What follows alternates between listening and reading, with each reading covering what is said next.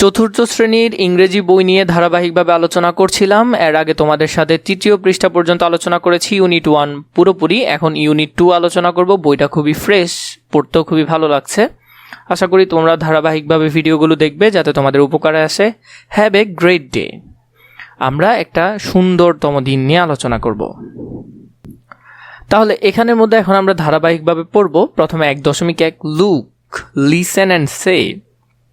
দেখো, শোনো এবং বলো। তো এখানের মধ্যে আমরা এই কাজগুলো করব। Dear student, we are going to Singh a good morning song. প্রিয় শিক্ষার্থীরা, আমরা একটি সুপ্রভাতের গান গাইব, মানে সকালবেলা একটা গান গাইব।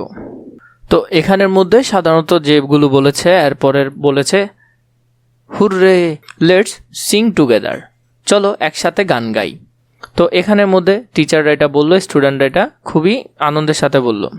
এরপরে 2.1 কি বলেছে? Listen and sing. এখন এই গানটা ওরা শুনবে এবং বলবে, সাথে সাথে গাইবে আর কি। গুড মর্নিং, অর্থটা তোমরা এখান থেকে দেখে নিও। How are you today? I am fine, I am fine, আমি ভালো আছি, আমি ভালো আছি। I wish you a good day, তোমার জন্য একটি সুন্দর দিনের কামনা করি। তো এইভাবে করে তোমরা সুন্দর করে এগুলো অর্থসহ এখান থেকে পড়তে পারবে। তো এখান থেকে তোমরা এটা দেখে নিবে। এরপরে যদি আমরা যাই ইউনিট 2 3.1 ইউজিং এক্সপ্রেশন। এক্সপ্রেশনের উপর খেয়াল করতে বলেছে। You can say wish you a good day before closing a conversation. Here are some other ways to say have a great day, wishing you a wonderful day. মানে আমরা এই লাইনটাকে চাইলে আরও ভিন্নভাবে বলতে পারি। তো এখানের মধ্যে সেগুলো দিয়েছে।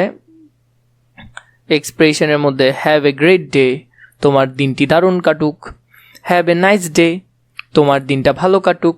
Wishing you a wonderful day, তোমার সুন্দর দিনের শুভকামনা করছি বা শুভেচ্ছা, তোমার সুন্দর দিনের শুভেচ্ছা। এনজয় ইউর ডে, দিনটা উপভোগ করো।